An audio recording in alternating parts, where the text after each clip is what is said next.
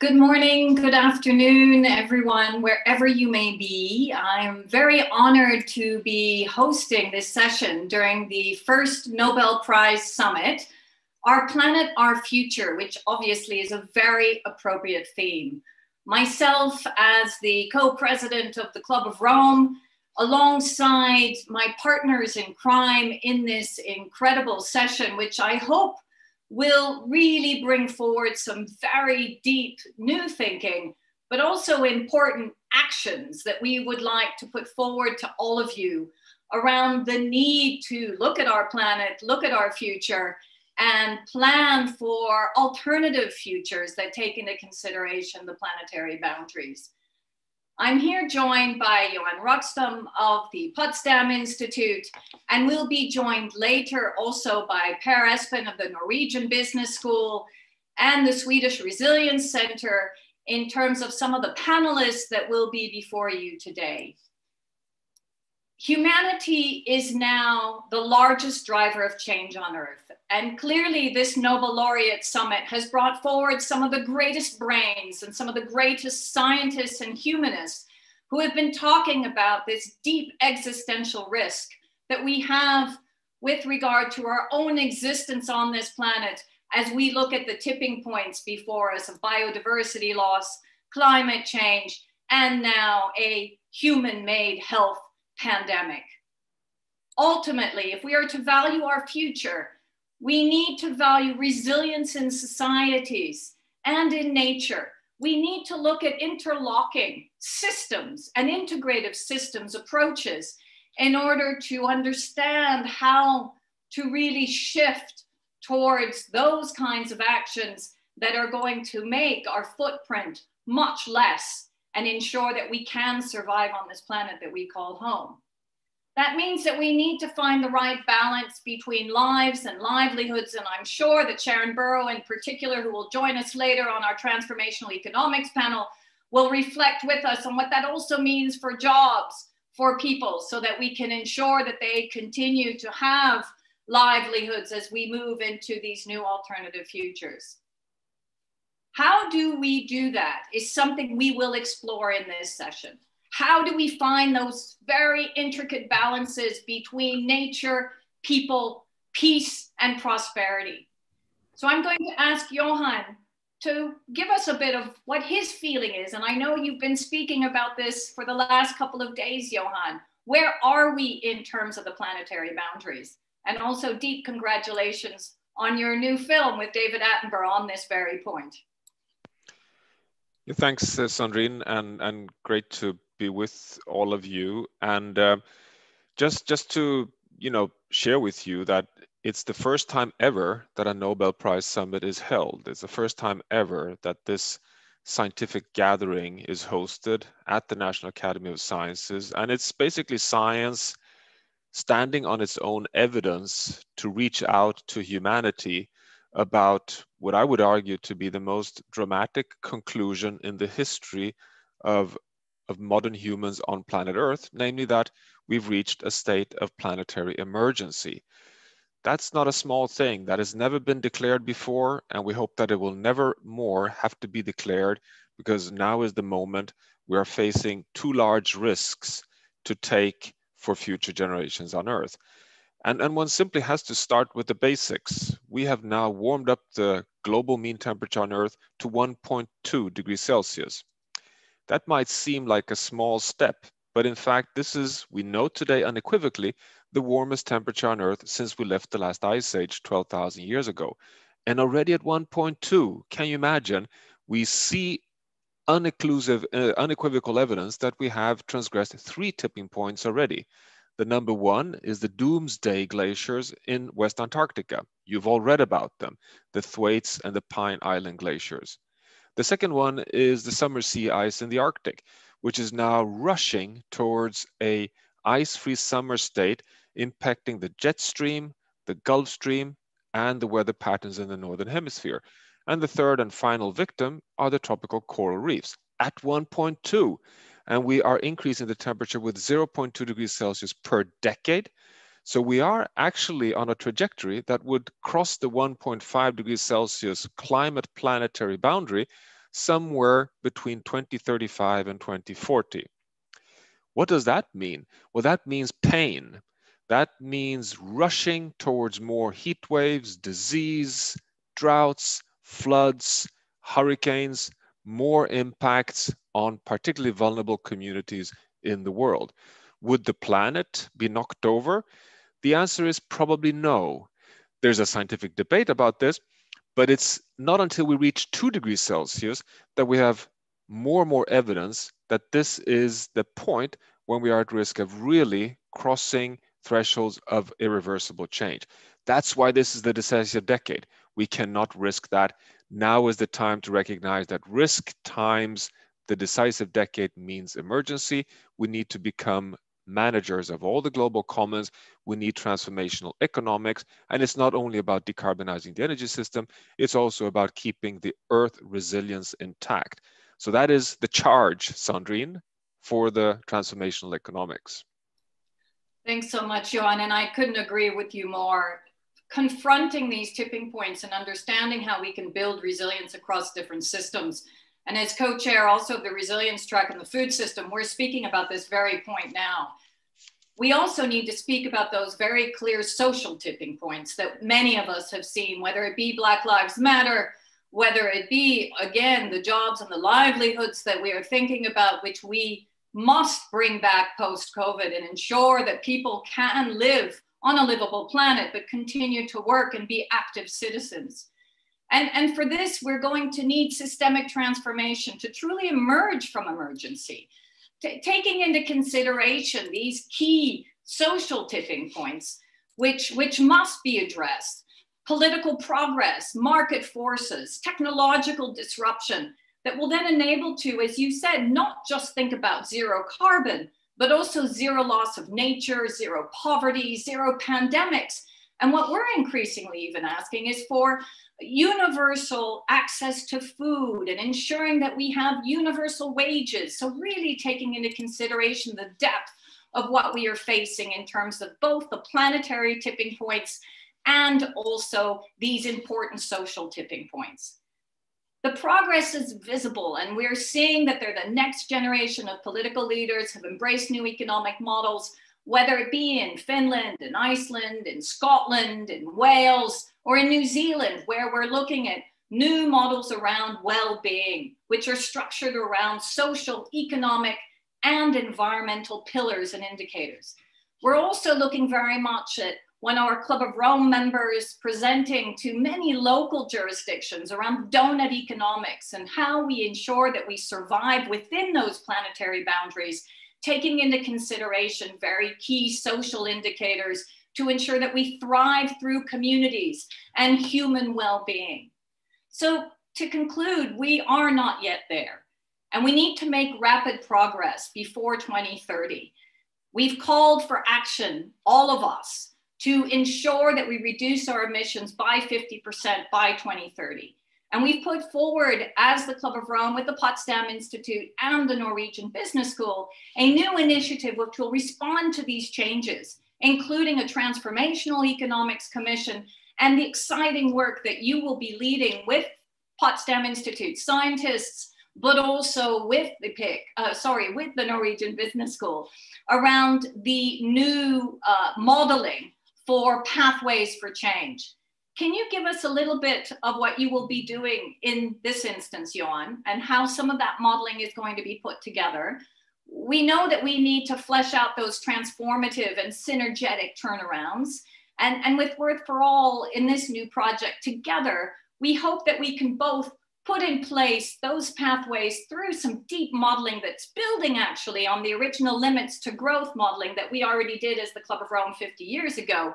But in addition, improving decision-making and putting forward clear policy scenarios to ensure that indeed we have aligned scenarios that we can propose to policymakers around new types of well-being economies.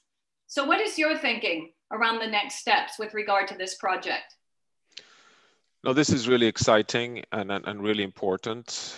For the first time, we are really kind of gathering around the grand question: how can we attain the United Nations Sustainable Development Goals, a prosperous and equitable future for all, within a stable and resilient planet that remains within the planetary boundaries. That requires sustainable development pathway modeling. We are integrating the frontier of integrated assessment modeling tools together with global system dynamics modeling capabilities, and building on, just as you say, Sandrine, building on the experience from the 1972 limits to growth with all the advancements we've seen from then in terms of all the big data, but also in sectoral innovation pathways, to explore basically turning every stone on how can we scale and accelerate the transitions towards an equitable and prosperous future which is resilient. It will be about energy transitions, of course. It will include food system transitions. It will include different development models of welfare economics to try and really have circular economics, putting price on nature, price on carbon, all the policy elements that we now have so much experience from, but that have to be put into work. Inequality. How can we ensure a transition towards a safe future that still addresses inequalities around the world? And the fifth and final fundamental will be around gender, population dynamics, education. How can we ensure a future where all people have the same access to knowledge, but also the same possibilities of having a balanced family planning future? Now, all of these will be integrated and will be dialogued through a whole platform of different integrated modeling capabilities. And what is unique in this case is that we'll be exploring these futures, but always validating and calibrating them back to the Earth system modeling assessments that we also have within the project. Thank you, Jan. And I think what's also very unique about this project is that it will be an iterative project. It will be also trying to gauge what policymakers are thinking about the modeling results, stress test them, as we indicated, through this Transformational Economics Commission of commissioners coming from across the globe, north and south, very different types of economies, and then also bringing in the public, ensuring that actually we have a broader information campaign and process where we can better understand what citizens' needs are and what their vision of alternative futures are. So this project is incredibly exciting, and I continue to be excited to work with you on this project alongside all the others who have joined us, who are really trying to make sure that actually what we will have in the next year is some possible 5 to 10 year plans of where decision makers can use short-term levers to really ensure long-term transformational change. So very exciting indeed. And this is the opening of part of our conversation that we hope to really build on today and continue to build on. So I'd like to now bring forward Andrew Steer, an old dear friend, who also, as many of you know, has been spearheading all the incredible work of the World Resources Institute. But as many of us are incredibly excited, Andrew, that you are now shifting to another Earth project. So we're the Earth for All. You are moving towards the Bezos Earth Fund. And really what I'd like to understand from you, Andrew, as you're making this shift, is how do you see and what do you see is the greatest opportunity to accelerate transformation? Is it shifting the capital? Is it more intellectual know-how, more decision-making power or political will? What for you is really needed to accelerate the transition by 2030? Well, thanks, Sandrine, and thanks, Johan. Listening to you, I am inspired. I agree with every word. Congratulations on your new project. Congratulations, Sandrine, on what you're doing at the Club of Rome. Really very exciting, and how great to be here this morning. The answer to the question is all of the above, Sandrine. Do finances need to move? Yes. How incredibly exciting it is that now almost $40 trillion of financial assets are committed to net zero. They now need to figure out what the net zero means, and they need to then figure out what they're going to do about it in the next 5 to 10 years. All to play for this year, all to play for this decade. I want to make just one sort of starting point, which is the title of this session is Transformational Economics. And one thing I think we need to be careful not to do is sort of blame the them, blame the economists, blame the economic professions. Actually, they're not the problem. We are. If you look at the Nobel Prize in economics, in the early days, most of the prizes were won for showing the beauty and perfection of perfect competition. Almost all Nobel Prizes in economics since then have been for demonstrating actually that free markets are extremely imperfect. So in other words, the economics profession, just like the health profession or just like the physics profession, is going through a journey. And actually what we need to do is learn from the best economics today. Don't criticize them. Criticize those of us that vote for politicians that do not understand it. Criticize ourselves for not behaving in a way that is suggested. Take, for example, measures of welfare. What we tend to do is say, oh, GDP, that's so wicked. But Simon Kuznets, who won the Nobel Prize, who created the system of national accounts, he was crystal clear this is not to measure well-being. And what we need to do on the environmental side is do exactly what you're doing now. We need to be as smart as they were back then 50 years ago to develop new measures. And then we need to thrust them in to the way we do business. There's another concept that the social sciences and economics bring to us that are absolutely crucial for this decade. And it's called path dependency. And what path dependency means is we're on a path. We know it's a bad path. We know that this makes no sense. And we actually know there's a much better path. But the problem is there are mountains between the path we're on and the path we need to get to.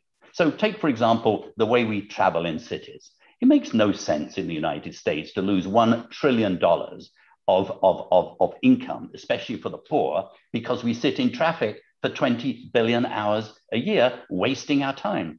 Actually, there's a much better way, and it would cost less. It relates to public transport. It relates to green energy and so on. The problem is there are so many vested interests. There is so much capital that's locked in. And the important point for us in this decade, when you say what needs to happen, is to understand the meaning of disruptive change. Most of us tend to think disruptive change, why can't we just have change? Disruptive change is when you've got path dependency. It's when you cannot move gradually from the system we have. And so what happened 2 years ago was totally inspiring. The IPCC came out with a report that said, actually, 2 degrees is too hot. We have to keep temperatures to below 1.5. It will be much, much more difficult to do that. And you know what happened? A lot of people said, wow, watch out.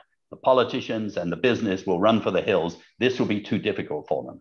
In fact, the opposite happened. A whole new generation of leaders came out. Why? Because actually real leaders want to lead, and they understood this point about disruptive change. So when Boris Johnson says, we are not going to allow any internal combustion engines to be sold after 2020, and General Motors says, we're not going to sell them after 2030, I should have said, 2030. That's disruptive change. When Prime Minister Modi comes in as Prime Minister, and he's not a member of the Sierra Club, but he said, actually 3 gigatons of gigawatts of solar is not enough. I want 100. Suddenly, that's disruptive change. Why? Because suddenly the investors realize, my goodness me, it's a new economy out there. This is not incremental. This is something big. There's going to be new factories, new institutes, billions of dollars, big employment. We want to be part of it. So that is the tipping point that we need to go through. It's a mind shift, and we need to learn from the best economics. At the same time, we should insist that where economics is wrong, such as bad economics of discount rates, where we devalue the future too much, weak modeling in economics of the dynamics of system change and technology. So there's a lot that economics needs to get right, but we also need to learn from those brave Nobel Prize winners, since we're celebrating them today, that actually have introduced new ways of thinking. Thanks, Andrew. And I think you bring up several very, very important points. One is pathway dependency. And clearly, through some of our pathways work, we will be looking at that dependency and how we can create those radical shifts, not just coming out of the internal combustion engine, by the way, but also totally diversifying our fossil energy and into renewables, electrification, and other modes. So you're absolutely correct. And I think that your other point on the Nobel laureates, and clearly the richness of the Club of Rome has always been to foster debate and to understand that we're not always going to be aligned in terms of our thinking. What we do need to do is question some of that neoliberal thinking that has gone wrong, exactly as you say, and put in place the new economic models that are fit for purpose for the future that we want to create. And I think that's really what the next session is going to address. And I want to thank you, first of all, for your commitment, but also I very much hope that we will be able to continue to work together now in your new line of work, where you will be starting to bank on where some funding should go in this very important area. So thank you very much, Andrew. Thank you, Sandrine. Amen. Take care. So moving on now to Perez Stuckness, who will actually be introducing this next panel, the Transformational Economics Valuing for the Future. A very important panel that builds also on one that we had during the Race to Zero dialogues that were organized last November. And we are sticking to our theme, which is bringing forward new economic thinking, and in particular, new economic thinking that is being championed also by women. So Per Espen, as the man on the panel who will be chairing an all-women's panel, I'm pointing now to you to take over. Thanks so much, Sandrine. So I'm Per Espen Stocknes, and first of all, I must say it's an honor for me to facilitate such an outstanding all-women panel on this important issue, with Jayati Ghosh, Ilona Otto, Carlota Perez, Sharon Burrow, and Jennifer Hinton. And with my background in both psychology and economics, I came to think of one of the controversial stereotypes in psychology, that the male brain is more aggressive and linear, while the female brain is more empathetic and holistic. I'm certainly not going into that issue here, but I simply want to declare that I'm delighted today to facilitate such a high-level all-women panel on systemic issues and look forward to learning a lot. Because most often, governments and the public treat the health, inequality, climate and biodiversity issues as separate crises. So accordingly, there is the health ministry, there is the social and family ministry, there is the environmental ministry, and of course the financial ministry. Separate ministers, separate strategies, separate policies and separate goals. So there are 17 SDGs, there are 9 planetary boundaries that Johan Rockström outlined, there are 200 countries, and we only have a few decades in which to reprogram this agro-industrial economic system of ours. So what are the potential key policy levers for the 21st century that deliver not only inside one silo, but systemic levers that delivers multiple benefits across silos?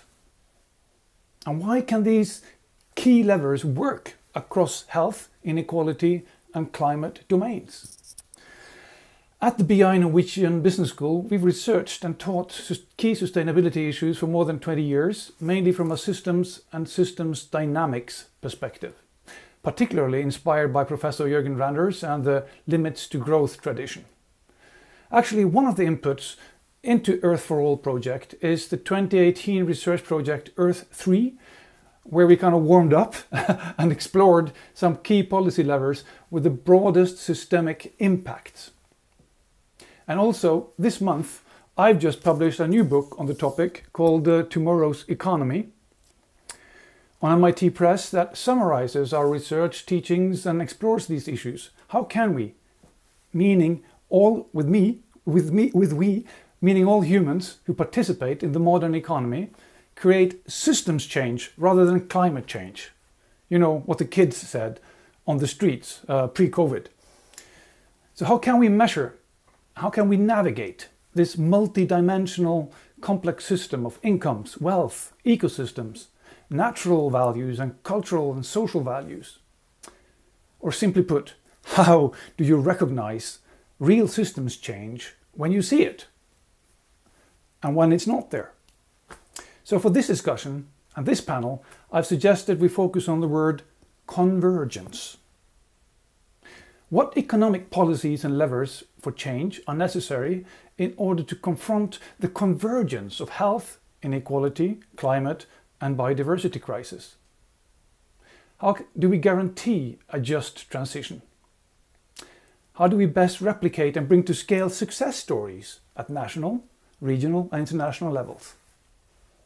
So these are the grand questions, but I'm sure the panel participants can pull it down to concrete levels. So to kick off, one of the key inspirators for my book on tomorrow's economy was the work of Carlota Perez, and her research on the techno-economic paradigm shifts, like the recent wave of digital innovation over the last decades. So Carlota, handing over to you, why is digitalization, which is often seen as a threat to jobs, robots and AI, etc., actually something that can also create a greener, smarter economy with more jobs, not less? What does it take? Well, that's a very important question. And thank you very much for the very good introduction about the need for systemic convergent policies. I think basically, if we think of convergence when referring to the policies we need, we're talking about sustainability. We're talking about economic, social, and environmental sustainability. But of those three, because it's so obvious that we're doing the environmental sustainability as the sort of central thing in terms of this big transition, I would emphasize social sustainability as a job-creating green economy. Now, that's a huge challenge. Up to now, we have already had 3 waves of job destruction. We've had technology, which is going to continue destroying jobs. We've had globalization, which might no longer be so high a job destroying thing for the advanced world. And it might be actually creating still jobs in the developing world, but not as many. And then we have the COVID pandemic. So we've had 3 waves of job destruction, of skill destruction, of regional destruction. We must not have a 4th wave. We had all this resentment as a result, and they're right to be resentful, but maybe they're not right to follow the populist. But what is everybody else offering? We're not offering an alternative, and the populists are offering heaven, and people are believing it because at least somebody's offering something. Austerity is not going to get us anywhere, and certainly not to a green economy. We need tons of investment, tons of jobs. We really need to make an enormous transformation, which means innovation, investment, and work. So I would like, in terms of that, to make 2 useful historical parallels: the post-war reconstruction of Europe and the Cold War challenge. You know, we could see the post-pandemic moment as post-war reconstruction, because we're not just reconstructing what COVID destroyed, we're reconstructing everything we've been destroying for the past 50 years almost. So we also would need probably to see the environmental threat as the Cold War. So if we see post-war reconstruction, we need a Marshall Plan now for the developing world, not just for the destroyed, whatever is destroyed in the advanced world. We would need to face now to use the environmental threat as the Cold War. In what terms? First of all, the fear of communism, the threat of communism made the West aim for social peace through greater social justice, unions, high wages, home ownership. So all that created demand, which in turn became a source of incentive for innovation and investment. And we had an enormous wave of innovation pushed by the challenge of the Cold War. So, you know, going to the moon was about weapons that could go to the other side of the world. So now we could have a much better challenge and have that enormous incentive to innovation in terms of investment. They were both funded through proactive government action. And now that at last, through the pandemic, we understood the role of government again, and we abandoned this ridiculous free market totalitarianism, we are on a much better track to get to a point where we will achieve this social sustainability together with economic and environmental sustainability. Excellent, Carlota. Thanks. That's very exciting thoughts. And some would say, however, that this innovation system always results in the winners taking all. And Jayati Ghosh, you're the Professor of Economics and the UN High-Level Advisory Board on Economic and Social Affairs. And you focused on the inequalities and fiscal measures in your research, which are then affecting several other concerns, exemplified with the horrid developments in India just now. So, do we stand a chance of reversing the escalation of inequality within countries if we pursue this innovation drive? Thank you so much for inviting me to this panel. And it's always such a privilege and an inspiration to hear Carlota. So thank you for allowing me to be part of this. You know, I'm so glad you mentioned convergence as the idea, because right now what we really have to do is address this massive and growing divergence.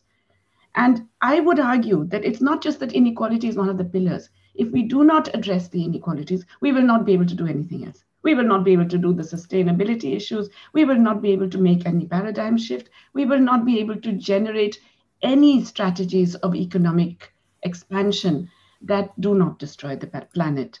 So I believe that the dealing with inequalities is absolutely urgent and essential right now.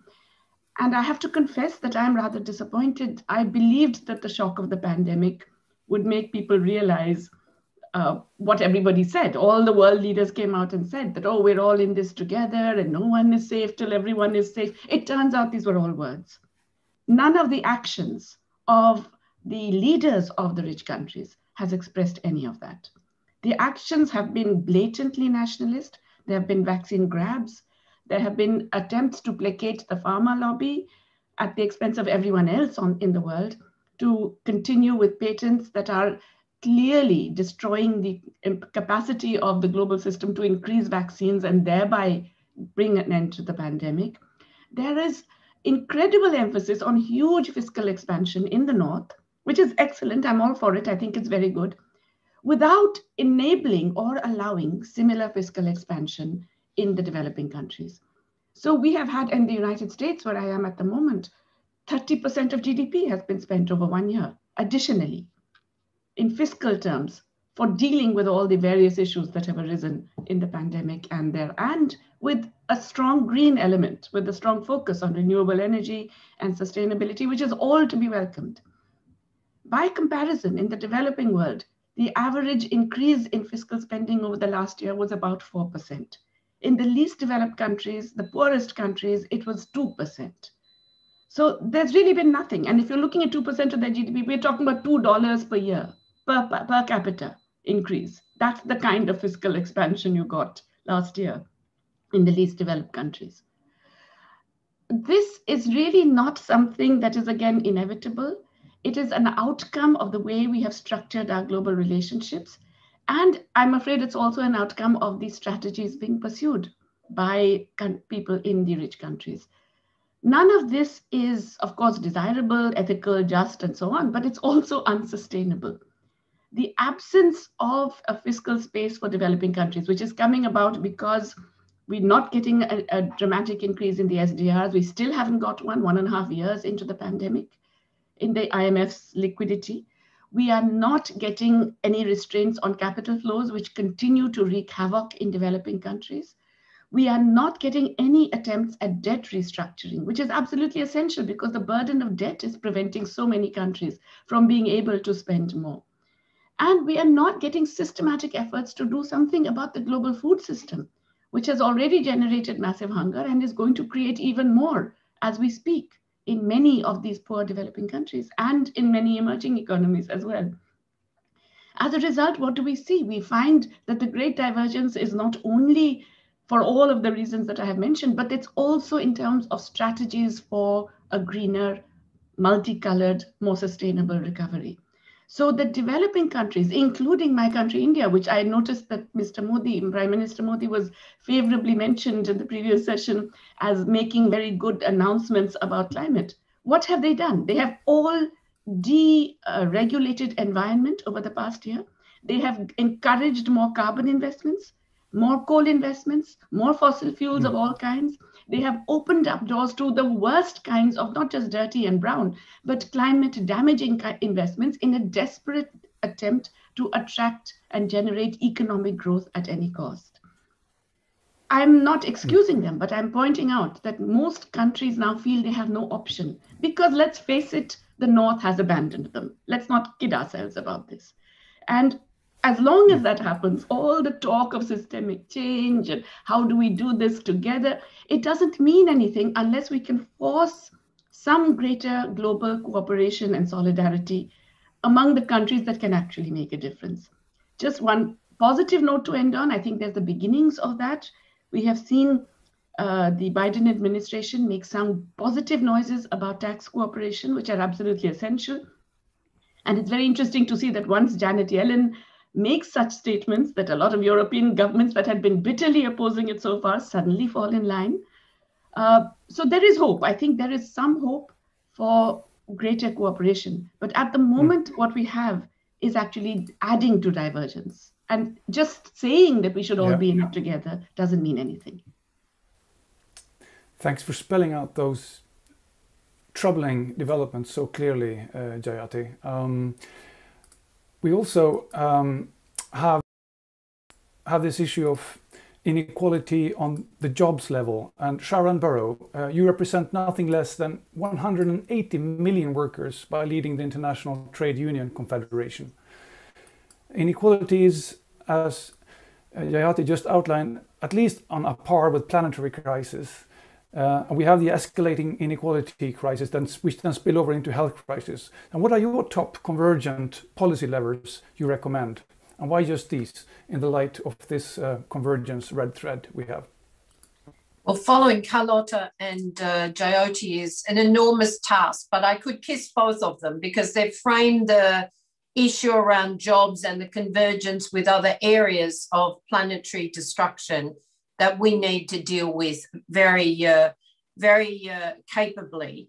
But I would simply add and say, if we don't get a shift in the economic model, then the damage we've seen from the kind of waves that Carlota talks about, the inequality Jyoti talks about, the damage to both people through rights violations, income inequality, the inequality of gender and race, and of course, then the damage to the planet, to climate, to biodiversity, to the other planetary boundaries. If we don't get a shift in the economic model, then this damage to everybody continues. So we need to rethink the way we operate. And I love listening to young people who talk about the fact that if you can't reuse or recycle products, don't use them in the first place. So we have to be much more adventurous. And Sandrine leading the Club of Rome with others on the modeling work they're doing in transformational economics, I'm very proud to be part of. But from our perspective, every area of work, every industry must transition. We know that there are simply no jobs on a dead planet. And if we don't actually deal with the convergence that looks to the issues of inequality, of job destruction, of income loss, and indeed of climate, the climate emergency, we won't indeed make the race. So every industry, the role of cities is increasingly important because it will not just drive change, it will drive circular economies within cities and increasingly with the demand and supply curves into the jobs of manufacturing or food producing communities in the hinterlands or indeed around the world. If we get trade reform, then we will see the jobs that we need. To give you a sense of what the job targets are, given that May 1 is coming up in just a couple of days' time, can I tell you, we would need to meet the SDG target of Goal 8, 575 million jobs in the formal sector by 2030. And indeed, we will need to look at the informal economy because we have a broken labour market where 2 billion people are working informally with no rights, no rule of law, no minimum wage, no income except if they can get work or income on a daily basis. And they're the sectors that the majority of our agriculture comes from. Apart from the human dignity of that, the climate and the trade realities of this is, so we've set a target of 1 billion jobs being formalized. It's easy. A minimum living wage and social protection, or if it's not a dependent wage, income makes that possible.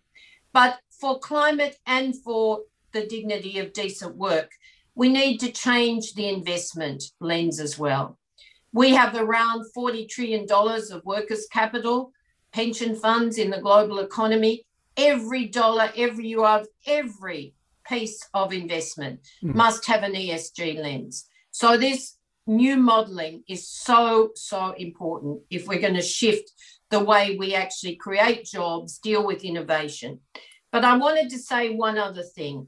There's good news, and Carlota knows that. If you just take renewable energy, for every 10 jobs, there's 5 to 10 jobs in supply chains. There's 3 times that if you have decent wages in the economy that working people create by spending, indeed, their wages. And of course, if we look at resilience, at adaptation, then we need care and social protection. And if you invest in aged care, childcare, healthcare, education, you get even more jobs than you do in the traditional male economies, and up to twice as many, although we'd like to see that reduced with greater income and quality for women's work.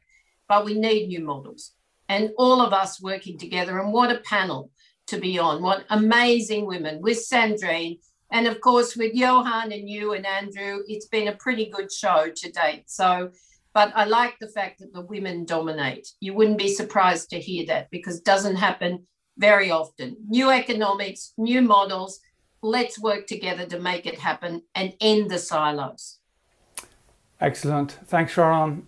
And yeah, thanks, thumbs up, and thanks for bringing up also the link between renewable energies and agriculture to new jobs, because there was a question in the live chat about convergence. What is it actually? And the way we envision to deal with this in the Earth for All project is to see how the same levers like renewable energy can address both jobs, health in terms of cleaner air, and also better economic improvement, in particularly in those low-income countries. Second, if we look at the problem with climate change and the food system, how that also threatens biodiversity, maybe by shifting the food system and the way we use land, there would be better jobs, better health, and also better economic development in low-income countries. And I want to send the ball to you now, Ilona Otto, because you're professor of societal impact of climate change at University of Graz, and you work at the Potsdam Institute with Johan for the PIC. And in terms of land use change, food is the main driver, killing old growth forest, creating biodiversity loss. How can we accelerate this transition from fossil intensive, highly processed foods and food waste to a more nourishing food system that serves both health, converging with soil, and inequality? Yeah, thank you for this question, and and for the invitation to this panel. It's great to listen to this discussion. And of course, the questions you ask are very complex, so there are no simple answers. But this is what I was thinking about, that the land use sector is like the sector that brings different aspects of health and climate mitigation, climate adaptation, biodiversity, and diets together. So it's definitely like extremely important sector, and we need to understand better what can work and what cannot. And definitely in terms of diets, like as you say, I think one of the key questions is that also in energy production, by the way, that maybe we need to also kind of transfer or change our thinking of consumers, not only as consumers, but also producers, yeah? So that you don't only, that you view citizens not only as sort of agents, who only buy and consume, but also who are kind of like active agents and agents of change, yeah? And in a way, yeah, if so, I'm doing it myself at a very small scale, but in a way, if you have like a small garden and some trees, you can make a part of your food yourself, yeah, and you also learn. I think it's great also for children that you learn how to process food and actually how much work it costs.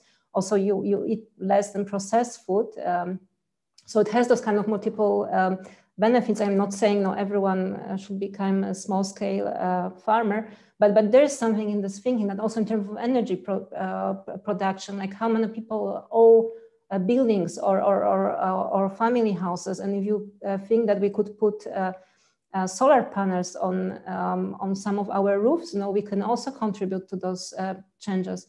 So this is what is kind of driving me, this kind of recognition of the agency that you have and those kind of and levels of change that you can kind of recognize in your own life.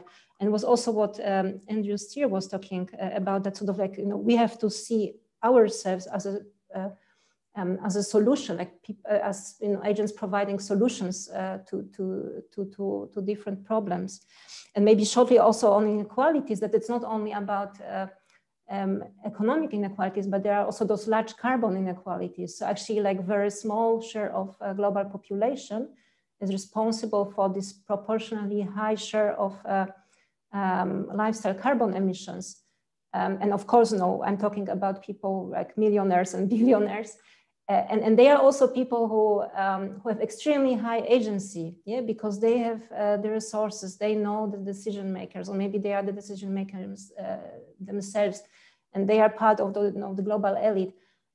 So I think in this way, they also need to take more responsibility and become a part of the solution. And maybe finally, if you think about climate agreements, that they are made between national governments, I think we need more private sector participation, also more citizenship organizations, yeah, because I think it's kind of in a way we all need to become a part of the solution. Thank you. Thanks, Ilona. Very important point. And also, I'm wondering now if anybody else want to interact with each other, you can give me a note in the chat. So finally, Jennifer Hinton, you're a seasoned activist with 2 PhDs, as if one wasn't enough, and work at the Stockholm Resilience Center. I saw a lot of comments here in the Twitter live chat about the population challenge, for instance. There was one here saying, how are we to solve problems like human overpopulation, even when self-proclaimed experts willfully refuse to communicate openly about it? And we do know, for instance, that with education and job access, particularly for women, this has a huge impact on the population development, as well as women's well-being. But how and why is this among the most powerful levers for both health, population and climate issues? Any comments there, Jennifer? Actually, so I wasn't planning on opening with population, but I can say that I don't think that we can talk about population without contextualizing it in existing and historical inequalities. And so that's really what I want to get into, is what is driving inequality. And I think that they all do converge. So population inequality and environmental crises all do converge. And so I'm an ecological economist. And from my perspective, inequality and environmental crises are very interdependent because they're driven by the same thing. And that thing is the pursuit of financial gain. So our global economy and its core institutions are set up in a way that measures and defines success in terms of financial gain. So if we think about countries pursuing GDP growth, businesses pursuing profit, individuals being judged as successful based on their salaries or their net worth. And so this pursuit of financial gain drives overconsumption, and along with that, it drives environmental degradation and it drives inequality. So very shortly, in order to grow GDP and profit, production and consumption have to increase, and that has environmental impacts. Resources have to be extracted, pollution and greenhouse gases are emitted, and that of course impacts the climate and wildlife habitats and biodiversity. Likewise, this profit-driven system has an inherent incentive to keep wages as low as possible, and this connects very much with Sharon's work. As wages are a key cost of business, there's an inherent incentive to keep wages as low as possible in order to increase profit. And we see this in the last few decades where wage stagnation has characterized the global economy. Meanwhile, business owners are, doing what they're supposed to do, what is deemed rational and successful in this economy. They're accumulating wealth. And so we have wage stagnation, and at the same time, a relatively small group of owners of businesses accumulating wealth, and that drives inequality. And even the UN Special Rapporteur on Human Rights last summer said the last few decades of economic growth has only really made the wealthiest people wealthier and kept poor people in poverty. And so these are some of the trade-offs between financial gain and social and ecological sustainability. And so we can't just continue to assume, I just got 2 more sentences here. We can't continue to assume that financial gain aligns naturally with social and ecological sustainability. We can't go forward in that way. And so an economic transformation for sustainability requires that we transition the focus of our economic institutions away from financial gain and to focus directly on social and ecological outcomes. So money as a means rather than an end in itself. Thanks. Thanks, Jennifer. And I had a hint that Jayati wants to join in here. Yeah, no, I'm so sorry that I would have to leave the meeting for another one just now. I just wanted to come in and thank my fellow panelists because I think what they've said is absolutely incredible. And the real important takeaway, I believe, from this is that the economic model has to change. And it was just emphasized once again by Jennifer. But I think we know how it has to change. Carlota, all of them have done such amazing work on how it has to change. Sharon has identified the different ways in which policies towards labor and for the macroeconomy can adjust. We know how these things can happen. All we have to do now is to generate enough public demand that governments have to listen. And I think that's why I'm really happy to be proud of this group. And I think together we can actually make a difference. Thank you very much. And thank you, Jayati, for that very clear, maybe the most powerful level of all, making those public, clear, standing up demands. And Ilona, you had a comment on the population issue that came up here in the chat and that Jennifer touched on. Yeah, so just shortly, so in terms of greenhouse gas emissions and lifestyle greenhouse gas emissions, it's not a problem of overpopulation or also kind of the poor, because like if you look at the proportions, like 20% of the poorest global population are responsible only for about like 2.5% of global lifestyle greenhouse gas emissions. So it's really the problem that we have too many rich people, so to say, and not that we have too many poor people. Yeah. So I think this is important to keep in mind that it's very unbalanced picture. Thanks. Excellent. And Carlota, you opened this with a call for a new Marshall COVID plan, so to speak. Would that address the challenges that Jayati outlined and we've just discussed? And also, how does that converge with the energy issue? So the floor is yours. Please unmute, Carlota. Carlota, you're muted.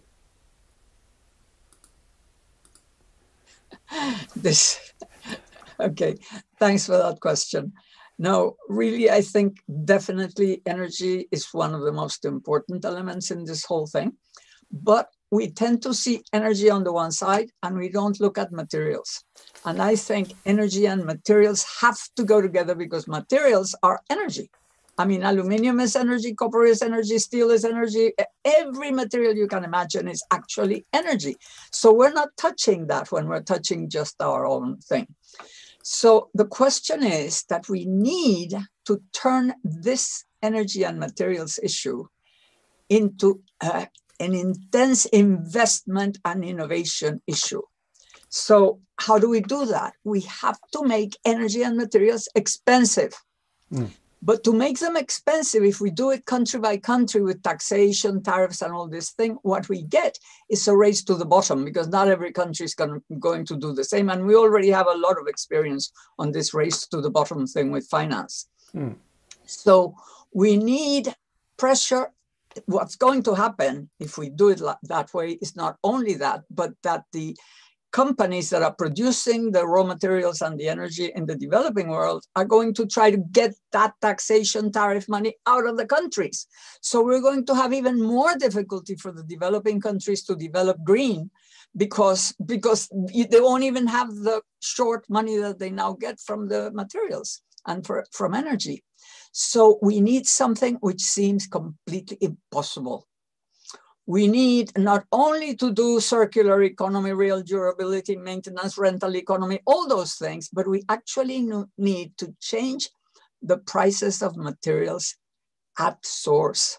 We need global agreements so that materials and energy will be expensive at the source where the countries produce them, and use that money in some sort of bank, international transparent bank, that will fund only green investment in the developing countries. So we move this money around and turn it into investment. So that's operationalizing the Marshall Plan, yeah? That's how you... That's part of the Marshall Plan. It's much bigger than that.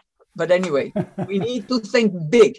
Institutional innovation. We need to be as big as the welfare state, IMF, World Bank, all those things were created. Sorry, but those things, which are now sometimes seen as very bad, were great then.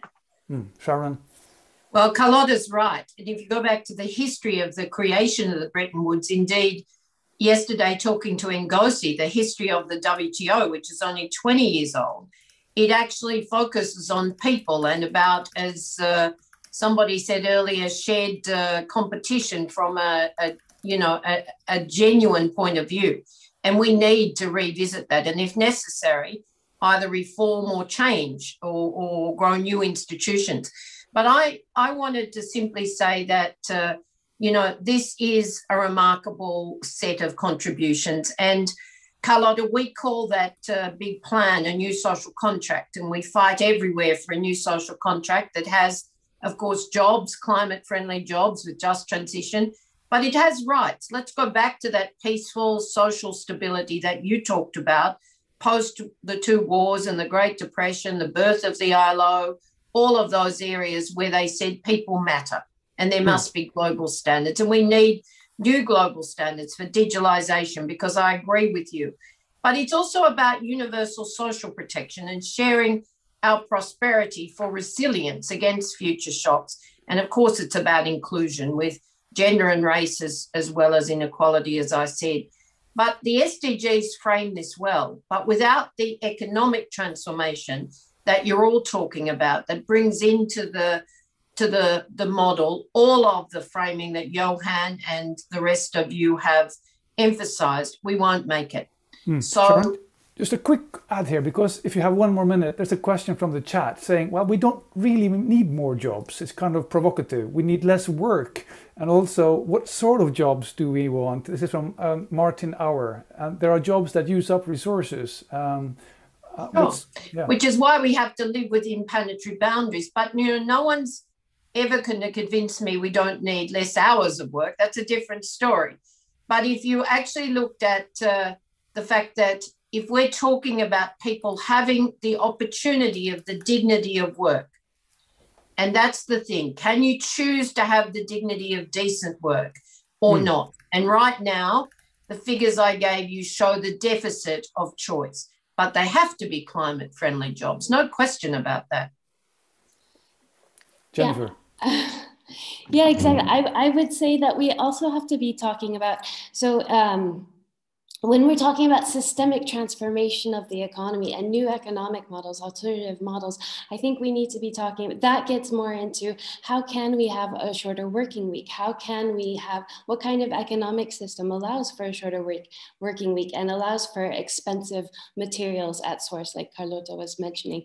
And I would argue that the for-profit economy that we have right now is diametrically opposed to those things. It is exploitative, not by coincidence, but because it's designed to maximize financial gain and at the expense of social and ecological concerns. So we really need to pay a lot of attention into changing the goals in our economic institutions, being very explicit about how and why we do that, and make sure that it's consistent with the donut economy, with meeting the social foundations within the planetary boundaries.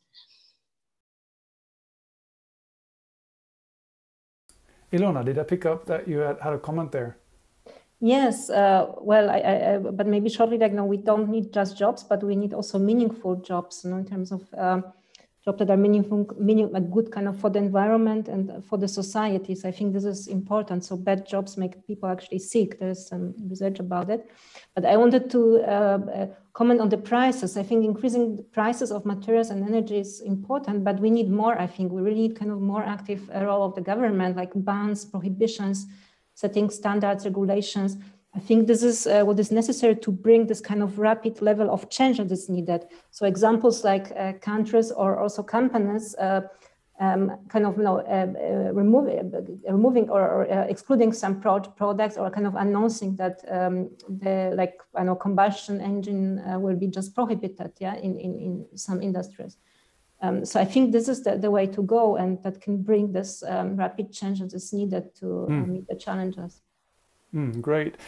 And then, I mean, we speak a lot about transformation and finding the levers that with a great convergence that can have multiple effects, so we can get the economic donut within planetary boundaries. But what, in spite of all this chat and all these panels and all the debates, and I've been in Norwegian Parliament today and debating and nothing happens, what if we'll just continue as is? There's a question here from Ginsberg in the chat. Anybody want to think about that? Will there be war? Will there be chaos? With the slow then fast disintegration of civilization? Is that the way we'll go? Anybody want to address that dark side? Ilona, you're unmuted. Yeah, I can comment about this, sorry, but I did research about it actually. So, I shouldn't smile, by the way. I should look very great. Yeah. Well, I should also not smile because it's really serious, but I actually did research about what are the impacts of higher degrees of global warming on socioeconomic systems like human health, agriculture, production, energy production. And it's really, it's not fun. It's like, for me, more or less, it's the end of the global economy as we know it. It's probably the end of the civilization as we know it. Yes, there's a problem with models, and a lot of impacts cannot be assessed because we don't have knowledge, or kind of it means like such complex changes that we cannot somehow that there are not suitable models to show the possible results. But more or less, it's really what I learned, and also kind of what motivated me to do research on climate mitigation, because I think it really means a social collapse, like or a type of social collapse, like and of course we cannot say exactly where it will come from, but we learned that sort of like we cannot keep national borders, yeah, probably as we have set them now, because there will be massive population movements. Yeah, there will be also massive destruction of agricultural crops. So it's like more or less you learn, like you cannot maintain the system as you know it once you get to those higher degrees of global warming. Thanks. Carlota, is it the case? Are we heading towards a societal collapse, or is that there's the feeling before every techno-economic paradigm shift turns the economy in a new direction? Yes, that's what I wanted to say, that every time in history, I mean, the 1930s was so horrible. And, it just, everybody was talking about secular stagnation. This is going nowhere. And of course, the war did come on that occasion. It got so bad. And there are all sorts of reasons, which we cannot discuss why that there was a war then. Maybe there is going to be a war now. I certainly hope not. I think globalization makes it more difficult, but let's see what happens. But the one thing I do want to say is very important.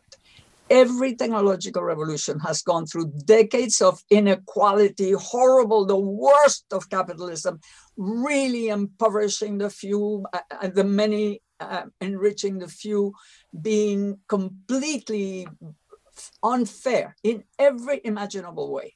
Then we have somehow a big recession where we get precisely populism and all sorts of anger, xenophobia. It's the Jews or the Mexicans that are guilty. You know, there is all this thing, of course, all these people that are suffering from all the destruction that every technological revolution brings at the beginning. It's creative destruction, and it means also social pain, destruction of regions, the north, the south, really, really bad. And then something happens that makes light come back. And that is a social contract between the sort of center ground. We come to the center ground, and then you get an agreement sort of between business and society. This time we need it between business and society, between advanced, emerging, and developing countries, and between humanity and the planet. So we need a lot of convergence, and this needs very good leaders, but it also needs the young to be fighting not for degrowth, but for changing the nature of growth and for changing the distribution of its fruits. And that is a completely different thing. We cannot feed everybody without growing. We cannot make life better for everybody without growing. We need to change the nature. We need to change the conditions under which growth is made, under which profits are made, under which people are paid, under which people work and have a life. We have to change the conditions, but we don't have to think of stopping growth. As we have done 4 or 5 times before, yeah? Sorry? As we have done 4 or 5 times before, 4 times before. So Yeah. this would be the 5th time. And this time we might have an actual lifting of the whole of the world, not just of the workers of the advanced world, which is what happened with mass production, or just of the skilled ones before, and so on. I mean, if you go back, each time it's only one layer, but this time we have a chance of raising the whole thing with planetary respect. So it's a very complex thing, but it can be done. Jennifer, you get the last Yes. minute. Okay, great, thanks. So one thing is I have to say that I don't agree with the point about growth, because I think that, so Kate Raworth says it so beautifully, that right now we have an economy that has to grow whether or not people are thriving. And she says that we actually need the economy to make people thrive whether or not the economy is growing. So I think that's the way we need to go. I think that, if we take away all of the private jets and yachts and mansions, multiple mansions that people have, and we stop growing that stuff, and we reallocate economic activity, then maybe we don't need growth. So I think it's worth not focusing on growth and going beyond growth. So that's the post-growth focus. What I wanted to say in this comment was to just highlight some of the great things that are already out there, because we've talked so much about the problem, and I meant to bring some of that into my initial statement, is that there already are existing alternative ways of organizing businesses and markets and economic institutions. There are alternative metrics to guide nations in measuring their progress. There are public health measures, there's ecological measures, not-for-profit forms of business, and social enterprise is something I've been looking at a lot and thinking about an entirely social economy or not-for-profit market economy. Wonderful. And I have to cut you off there because that's the the schedule, and we have to go on to back to Sandrine and the project. But these issues, like Carlota is outlining and Jennifer there at the end, exactly those are the issues that we are exploring. How can we really model those new metrics that you speak about? And how can we model that a donut in a dynamic way? And this is what the Earth for All project is about, and also the psychology of growth. Why do we still get so engaged when we get to the growth issue? What is the psychology of growth in our brains? With those words, thank you so much again, Carlota, Jennifer, Ilona, Sharon, and Yayati. Sandrine, the screen, I guess, is yours. Thank you so much, Perez, and can I thank each of your incredible female panelists, very bright and important insight in terms of your key question, which is around convergence and what does transformational economics mean when we speak about convergence. We heard so much insight, and I want to now bridge that insight into the next session. I think clearly what we heard, and this is fodder for you, Leslie, as we move into this next session around how do we look at the role of philanthropy and funding the transformation. The reason why we wanted to bring forward this session in a session around transformational economics, and also speak to Andrew, as we did before, who is now leading the Bezos Earth Fund, was to start to draw the links between that shift of capital that we need to have now, not just in the technology, as we always speak about, that is going to move us to net zero, but into the projects that are going to ensure that we actually do start to put forward transformational economic models, and that we get decision makers to adopt those models. And there are a series of philanthropic organizations across the globe that are starting to get interested. And in particular, we've asked Leslie Johnson, CEO of Laudes Foundation, to spearhead this conversation and to guide it. But I want to have a call out also to the Angela Bennett Foundation, who is also co-funding with Leslie and Laudes some of the work that we're doing through Earth for All in the transformational economics work. And the shout out to the philanthropic organizations is such that if we are truly going to shift in the next decade, there is no time to waste. We must optimize capital flows to enable those projects, that deep thinking about what transformational economics means, that grand Marshall Plan, and unpack the tensions between the social and the green, and ensure that we bring more people on the journey, but also more parties on the journey. We've seen in Europe in particular that there is some convergence actually around green and also multicolors, as Jayata has said, because we have a card-carrying conservative as president of the European Commission who has put forward a green and social deal. This is no longer just a discussion around the green movement, but has actually become very much a party position and platform. And we are hopeful that we will see the same across the globe. So Leslie, I'm going to allow you now to introduce your incredible panel. Great. A panel that was specifically chosen because we know the interest of all the panelists in really playing an important role. But I guess the call out again is, how can we then bring forward even more philanthropic organizations to be on this journey with us and to enable this transformational change to occur in the very, very short timeline that we have, as we know we're in the midst of a planetary emergency. So over to you. Great. Thank you, Sandrine. And it's really hard to follow you. You're so inspiring, and I hope we can keep up.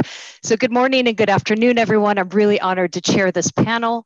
Just want to give a little bit of background to what we're doing on our side before I introduce our esteemed speakers. My name is Leslie Johnson. I'm the CEO of Laudes Foundation, which is a new kid on the block that is joining this movement, this growing movement to accelerate the transition to what we see should be a climate positive and inclusive economy. So we heard a lot about that already in the discussion to date, and we know that we need to transition because what got us here is not going to get us to where we need to go. And we need to be in a world where markets actually work for both people and the planet that we need to cherish. So that's why we as Laudes Foundation are here. And we're here to join others to really help to use philanthropic capital to incentivize investors to put a value on what's important, to incentivize business to challenge itself, to harness its power for good, and to nurture that new economic thinking that we just heard about in the last panel that's so important for what we want to build toward. And that's why we, as Sandrine said, along with the Angela Wright Bennett Foundation, are an early supporter of the Earth for All project. And those implementing partners working on it, including Club of Rome, Potsdam Institute, Stockholm Resilience Center, Norwegian Business School, Because if we want to see the transformation that we want in our lifetimes, we need to understand how to get there. And Club of Rome's inclusive coalition is a great way to get that political will in place to do the change that we want to see. So very exciting, and I'm very, very proud to be here. But why are we here? Well, we are in a crisis. We know 2050 is too late, and therefore it's all hands on deck. And we're here today in this panel to dig deeper on the role that philanthropy can play on this deck. It's not a silver bullet, but it can play, in my view, a very unique role. Earlier in the session, Sandrine talked about social tipping points, the role of social movements, political action, technological innovation. That's all great stuff that spurs action. And often philanthropy is behind those types of initiatives. So I'm here today with 3 heavy hitters from the philanthropy space to explore exactly what that looks like. And I hope by the end of the 45 minutes that we have, we would have been able to highlight where philanthropy should and perhaps should not play, what's working, maybe what's not working, and where we all collectively need to up our game. So continuing with the deck analogy, let's dive in. And I would like to introduce our panel, starting with Ellen. Ellen Dorsey is the Executive Director of the Wallace Global Fund, a private foundation focused on progressive social change in the fields of environment, democracy, human rights, and corporate accountability, one of my favorite topics. She's a long-standing champion for aligning investments with grant making, having launched the Divest, Invest Philanthropy Initiative.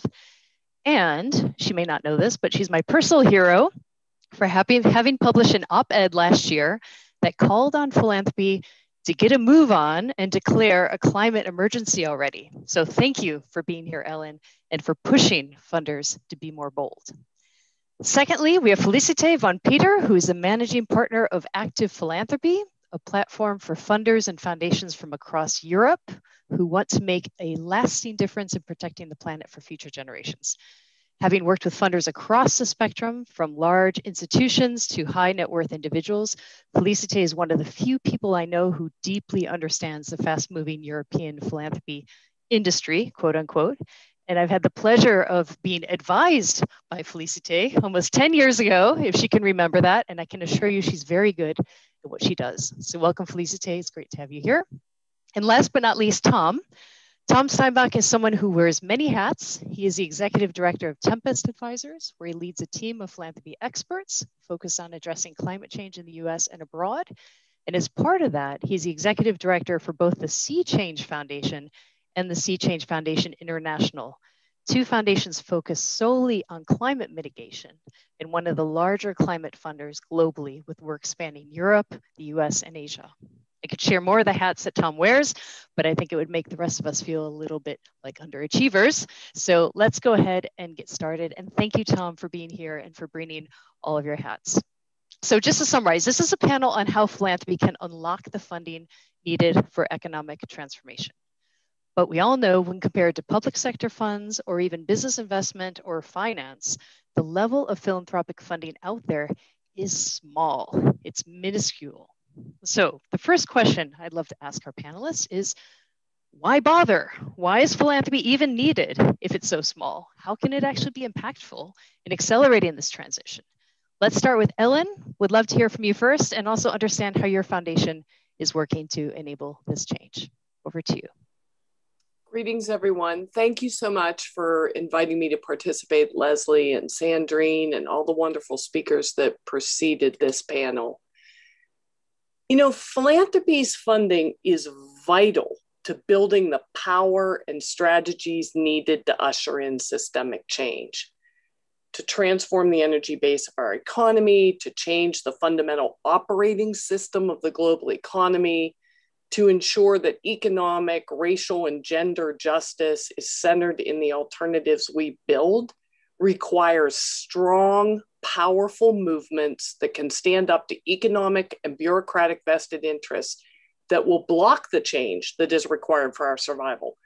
Philanthropy can help build the countervailing power needed to unlock change and advance the strategies that can be effective in the narrow window of time that we have left. However, I think it's a serious question whether philanthropy is acting at the scale or with the required sense of urgency, or even the same urgency that we are demanding of governments and businesses.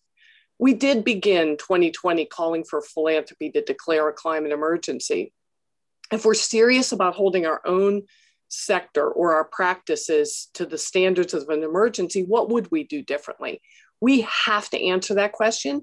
But now in 2021, philanthropy also faces a moral emergency. The economic crisis we face is unprecedented. The disconnect between capital and labor markets, accelerated under the weight of the global pandemic, has brought grotesque suffering and deepened inequality. And we know that the transformation of the economy is urgent for climate and urgent for basic human rights. So I'll say 5 quick things that I think philanthropy needs to do. We need to radically collaborate in ways unheard of in philanthropy. We don't collaborate at scale. All too often, we develop our own strategies and feel pride in their uniqueness. We need to fund, advocate, and model intersectional system change. We need to, as has been said, center economic, racial, and gender justice in our responses. We need to support the new social compact, advance corporate accountability, transform financial systems as integral to our climate approaches. We have to support movements, understand we need to build power that is great enough to disrupt entrenched power. And that's scary for a lot of foundations. Very few foundations fund movements. While we need smart, savvy, professional NGOs doing great work, it's not enough. We need to align our investments with our program priorities. Let's be clear. You can't invest in companies driving the problems with 95% of your assets and then with 5% make grants to organizations that you ask to clean up the mess. It is completely wrong. We need to spend more. Most foundations are spending only 5% of their endowments. Now, think about this. If we're facing intersecting compounding crises, why are foundations growing their endowments? Over the last 5 years, most foundations had annual returns of 10%. Last year, 12 to 20%. We need to put our excess and excessive returns into play. Double your grant making. Why are we hoarding our acorns? Will there be another colder winter? Put the money into play now. Our foundation is 100% mission aligned. We've been out of fossil fuels since 2011. We're invested 15% in climate solutions, 5% in impact investments where we accept a fair return as opposed to a market return, and we're still crushing our benchmarks. Last year, we paid out 20% of our endowment. Because of the compounding crisis, because of the unique moment, we're funding the youth movement, the divestment movement, the movement calling for a Green New Deal, movements demanding economic system change and fighting for racial justice. Again, if it's a climate emergency, if it's a moral emergency, are we acting like it? And it's time we step up and act like it. Thank you, Ellen. This confirms why you're my personal hero. Absolutely. We need to get out of our comfort zones, everyone. Hopefully we have funders listening and actually start disrupting. So thank you for those opening remarks. Let me hand it to Félicité. Félicité, you've seen a lot in your advisory work over the years. Why do you think philanthropy is needed? And do you see funders are starting to wake up more in this respect? And do you see funders doing what Ellen is calling out should be done? Well, I wish we had more funders like Ellen, because if we had, we wouldn't have the conversation we have now, seriously. Because I think a lot of funders still haven't realized that climate change is not something for the tree huggers and the green foundations. It's something that affects all of us. And I think that's also part of the problem. And I totally agree with Ellen that philanthropy is crucial for establishing all sorts of connections and baselines for funders to come together. I mean, we know what needs to happen, but the discussion how to make it happen has just started. And we know some people don't agree with what we think needs to happen. And there's going to be resistance. There's going to be change. We see that in Germany with a potential green chancellor. We see an enormous surge of parties from the extreme right and left tackling the environmental cause. So we know that transformation means a shift in power, and it means a shift in how we do things. And that's why we need philanthropy as a space to have these uncomfortable discussions, because some people will lose out. Yes, we will not be able to take the 5th flight a year without paying an extra cost. So philanthropy can really provide a space for having these debates, having these conversations, bringing different voices to the table that we've not seen in the debate so far. And that's one of this convening power is one of the crucial things philanthropy has done in the past. But I think the other part that philanthropy can do is to help people understand the interconnectedness of the problem. Climate is a social justice problem. It's a gender equality problem. It is a problem that affects all the traditional funders' topics.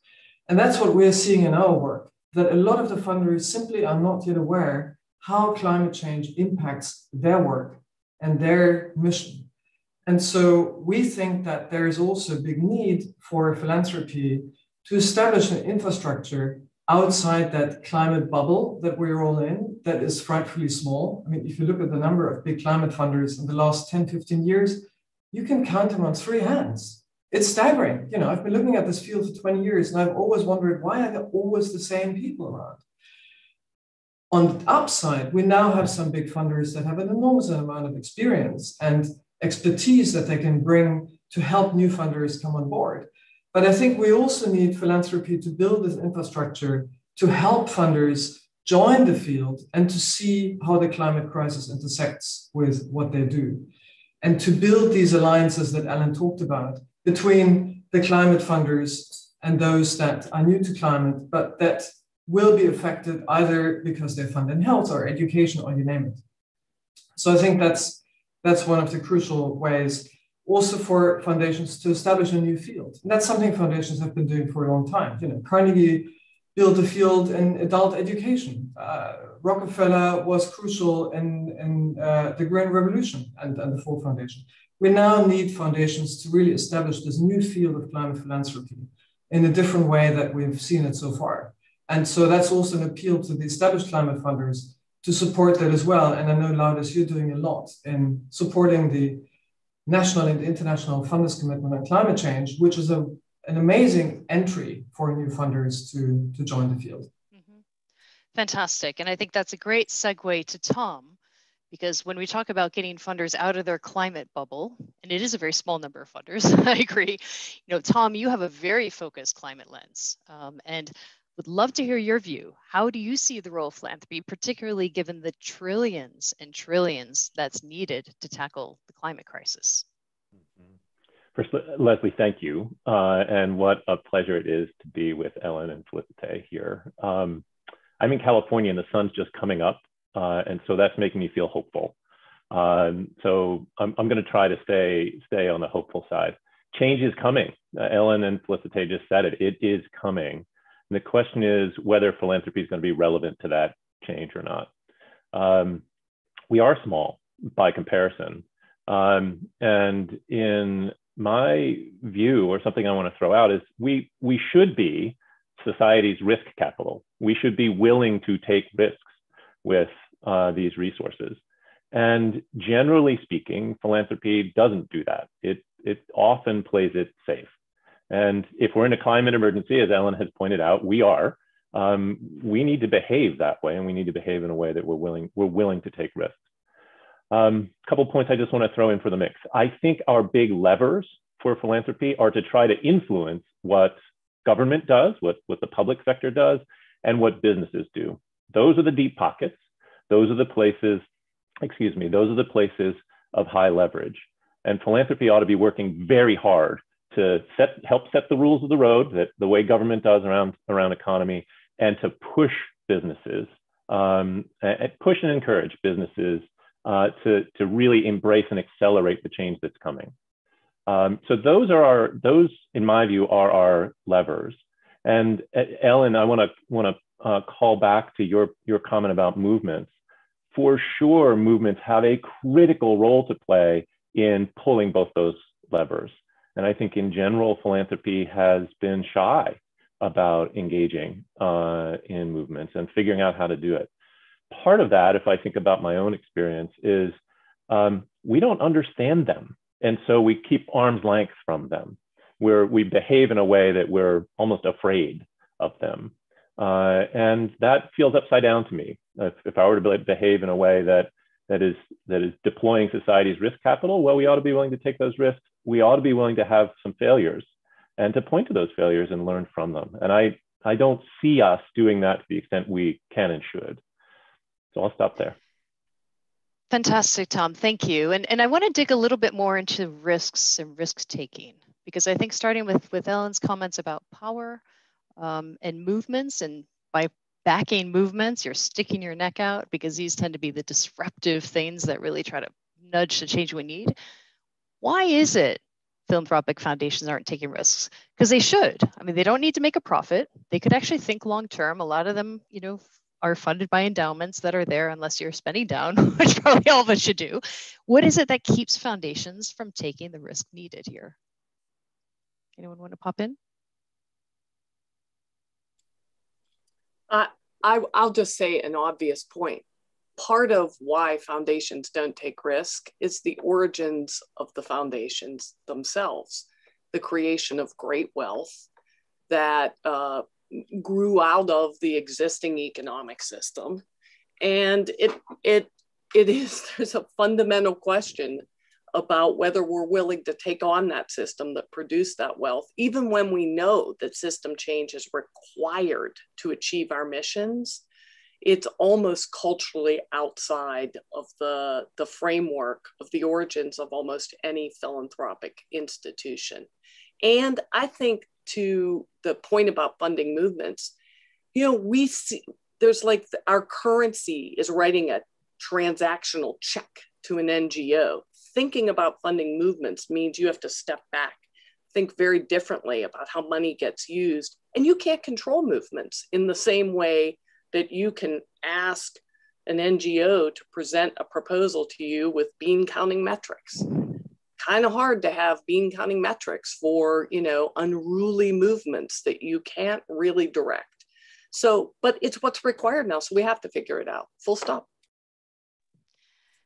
Absolutely. And there was a question coming, I think, in the chat about the percentage of funding coming from philanthropic capital versus corporate taxation. So Ellen, you called out the origin of philanthropy. Of course, it comes from tax breaks from corporates. And Felicite, you had talked about both Carnegie and Rockefeller, who of course made their millions on steel and oil, which are the two industries that we're trying to tackle to be, you know, more climate friendly.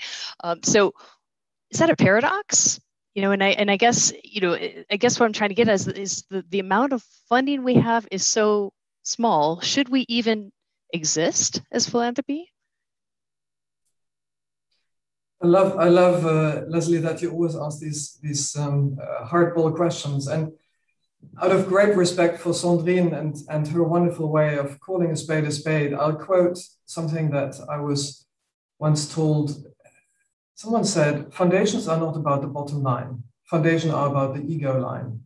And I think that's a big problem that we have today, that because of this power dynamic between foundations having wealth and recipients needing that wealth, we have a lack of willingness to do stuff that can be exposed as critical, as risky, because you don't want to put your reputation on the line.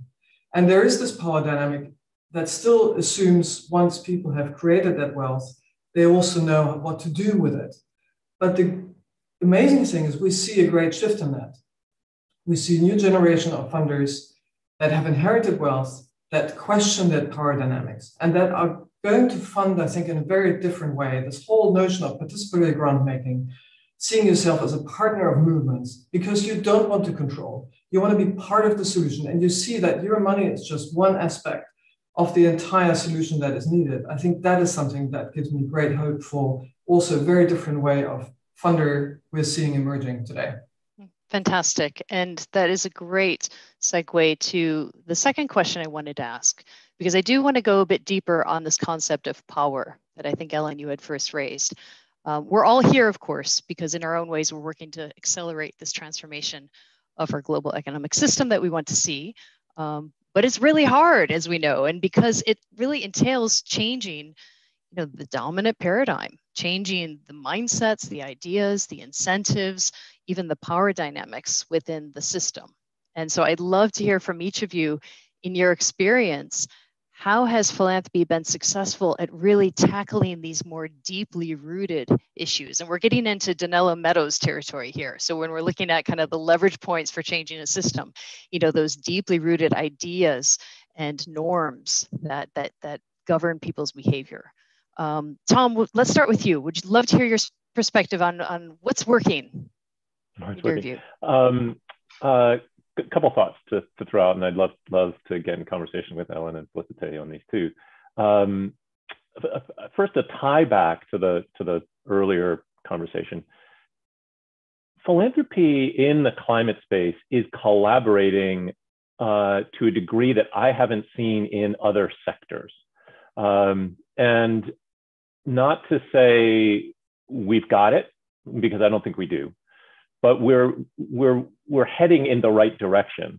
And part of this is coming from the reality that every philanthropy that works on climate understands that alone they are, you know, kind of screaming in the wilderness. Coming together, they have the beginnings of power and influence that could help to drive some of the solutions forward. So I just want to acknowledge that there's a lot of collaboration going on within philanthropy now. We need a lot more. I just think we've got the beginnings of what looks very promising to me. So I want to acknowledge that. Then over to some solutions or some things that seem promising to me as solutions. Many governments around the world are going to spend unprecedented amounts of money now as we hopefully emerge from the global pandemic. We've got a long way to go. And if I just think about my home country here, the United States, the president has put forward a $2 trillion plan, at least half of which is arguably aimed at things that address climate change. Our opportunity and challenge within philanthropy is to work very hard to make sure that money lands in a way that delivers on the there were five, right, Ellen? 5 principles that she laid out, right? Let's make sure that we actually deliver climate solutions. Let's make sure these dollars are delivered in a way that drives equity forward. Let's make sure we're creating high quality jobs and communities with this money. This is a tremendous opportunity. The fact that we are here is not an accident, and philanthropy has played a role in getting to this place where dollars are aimed or beginning to be aimed at, public dollars are beginning to be aimed at these solutions. So I think that's one area that feels promising to me, and also like we've got a lot of work in front of us right now. A second is 2 parts of I'll be brief on this, but 2 parts in the private sector. Both the sort of the encouraging part, there's some examples of philanthropy working, for example, in Southeast Asia to de-risk investments in clean energy, to make it more possible for investments to come in from businesses, and also to push incumbents, working to get coal mines and coal power plants closed, and doing the organization and the working with local communities and really listening to ensure that we're getting coal out of the system. So those feel like examples, positive examples to me. Fantastic. And I love how strategic litigation is seen as a positive example. It's wonderful. It's the role that philanthropy should play if it wants to be bold. Ellen, would love to hear your thoughts. Where has philanthropy been successful and why? And would also love to hear your thoughts on why you think it's important to mobilize not only the grant-making side of philanthropy, but also the investments. I can tie both those questions into a good example, to cite an example of philanthropy's role in shifting power dynamics and supporting a movement that also deployed both grant resources and investment capital. And that's supporting the movement that pushed on a particular leverage point, a kind of acupressure point, unlocking change, the movement calling for divestment from fossil fuels, and the investment in climate solutions. I'll do this quickly, a little short summary. Flashback to 2009, 2010, when the world failed in getting a global climate deal at Copenhagen, National legislation failed in the United States. It was clear that the power of the fossil fuel industry was a primary barrier to change. Youth activists understood that pushing on failed policy wasn't working anymore, and it was time to turn the target to the industry itself, and began campaigning on their campuses for divestment from fossil fuels in 2011. Then the brilliant Mark Campanelli of Carbon Tracker, who, if I may say, should be a Nobel recipient, published his stranded asset analysis, and Bill McKibben linked the campus divestment to that analysis, and 40 campaigns on campuses already underway went to 400 overnight. Philanthropy stepped in, helped fund the spread of that movement, the organizing, the activism, taking it to churches, taking it to pensions, taking it to cities. And we organized philanthropy as a sector of the movement.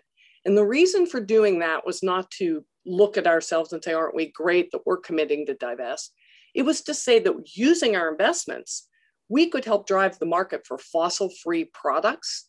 We could have investment portfolios that work, that we could hold up and say, yeah, you can be divested and get the returns that you need. In fact, actually, the data is pretty clear, better returns. Now this movement has spread so much across the world that over 1,000 institutions have committed to divest publicly. The Pope has called for fossil fuel divestment. It's a centerpiece of Greta's demands. Close to 15 trillion has been divested. And arguably that movement also cracked open the financial system as an instrument of action on climate change, and in turn is helping to change the standards by which the financial system is being held. Divest, invest, philanthropy, foundations concede solutions. We can, on the invest side, invest in solutions that governments and businesses won't, making sure that the 800 million across the world that don't have access to electricity are brought into the energy transition, get capital into extractive communities to support displaced workers, et cetera, et cetera, et cetera. So I have been honored to be part of a movement where I think philanthropy played an important role in helping to support a movement unlock change and be responsive to that movement's demands. Any of the foundations or donors on this call that want to join that movement, you can find me very easily. Excellent. And Ellen, would that have happened without philanthropy, but just more slowly? It didn't get a lot of grant capital. To be quite honest, there are times that I think maybe the revolution won't be funded, but there was critical funding at critical and strategic moments. And I really would call out the Sainsbury's played an important role in helping us fund, and the Rockefeller Brothers Fund, who came in and also pledged their own commitment, which was pivotal because it was the heirs of Exxon and Mobil, and their commitment to divest really was game-changing. So using your advocacy voice and your public capital is also important. So yeah, I think it wouldn't have happened quite in the same way or grown as rapidly. Yeah, absolutely. And you call out also really important tool in philanthropy. It's not just the checks we write, but it's the influence that we can bring to the table and the voice that we have. So wonderful answer. Felicite, would love to hear your perspective. What's a good example in your experience? Thanks, and Leslie, I'm so glad you just called out this trias that foundations can use to have impact, not just with a portfolio, but also with the finances and with being vocal and being advocates. Especially those that are still struggling to find a connection to climate can do so much with their finance. And Ellen has just named one of the most powerful examples. So that's fantastic. I think I want to name two very brief examples. One is both are connected to broadcasting, to communication, and to shifting power. One is the Yale Climate Connections that show in very simple ways how the climate crisis connects to the lives of everyday people and highlights creative solutions coming from the bottom up. The other one is Global Green Grants, which is a very old, fantastic organization that shifts the power and the ability to act to those that know best, which is local people. Both show two things that I think philanthropy can do and where we need more of. And that is to create a vision to help us to imagine this new future. We all know that imagining is one of our most important creative capacities. And I think what we need is, we need a new language and we need a new vision of this transformation we need to embody and we need to work towards. And it's something that funders can do really well, because I think we've been coming from the negative, but we can create this future. You know, we're masters of this future. And I think personally, it's an enormously exciting time to live in, because we can create this future we want to aspire to. And that's where foundations can be very important, with funding this new narrative, storytelling, imagining of what this transition should look like. Fantastic. And thank you, Felicite. And sometimes I feel like you're a fly on the wall when we developed our strategy, because reimagining the system is one of the approaches that we outlined at Loudest. Let me just ask a follow-up question on that, because I think that when you look historically at how foundations have operated, we're not very good at funding ideas. And I've been very inspired by Larry Kramer at Hewlett, because he's very much pushing, for more foundations to really get involved in funding ideas that can shift that dominant paradigm. If you look at conservative funders, they've been very successful at funding ideas. The whole rise in neoliberal capitalism and University of Chicago, I mean, all that was really thanks to a lot of support that was quietly given over a long period of time. So if we're not good at ideas, if we just want to fund actions, how do we get over that? Because to reimagine the system, we have to think big, and this is not short-term KPIs. This is big out-of-box thinking. So what do we need to do differently?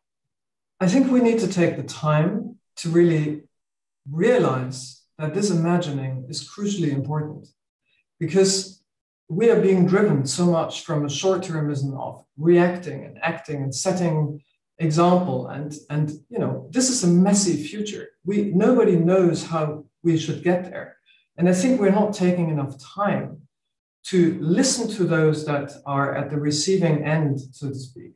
I think this new trend to work collaboratively with people on the ground, participatory groundmaking, listening to the communities is hugely important, because there's so much energy and so much creativity from people on the ground. And I think if we do that and imagine this future together, we can overcome a lot of this power imbalance. The solutions are out there. All we need to do as funders is get down to the ground and listen and take time and together decide what is important, what works for the communities that we want to serve. And that is a wonderful exploratory way that I think any funder should want to get on board with. Before I go to a couple of questions that have come in, Ellen or Tom, do you want to react to any of these comments? I just want to say, actually, I think we are funding in a way that embraces the scale of the change that needs to happen. We haven't been afraid of the ideas, Leslie. I mean, just a very simple example is philanthropy has been quite good about saying, this is an emergency, right? Ellen, I think we can do more, but I do think that we're doing that, and we're combining that with the solutions are available to us. Those are seemingly simple things to say, and they're fairly radical ideas, right? We are coming behind them, and we're coming behind them with weight. So I want to challenge a little bit the presumption that we're somehow shy about diving into these big changes that need to happen. We are doing that. We need to do a lot more of it. I don't want to overstate it either, but we're there. Then I also would just like to acknowledge that we have to find ways to accelerate what we're doing. It feels small, too small, and too slow. So it's not so much that we have to come up with radically new ideas. We actually have a lot of those. Our challenge is to be able to expand on them and move them more quickly. Time is of the essence, I guess is what I'm trying to say. Yeah, absolutely. And I'd love to throw it back to Ellen and get your reaction to Tom's comments. trying to start a fight here. Well, I never shy away from a good fight, but I actually want to agree with both Tom and Felicitas, but with a little bit different of a spin. I don't think we shy away from big ideas in philanthropy, and that I would say that the way that we do it is often not the right approach.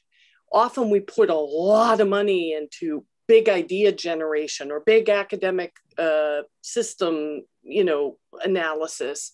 And we actually are not in the same position of the right or where the right was 40 years ago, because we don't have the time. We don't have the time for long-term study and analysis and idea generation and curating big ideas. And as was said, our movements have solutions.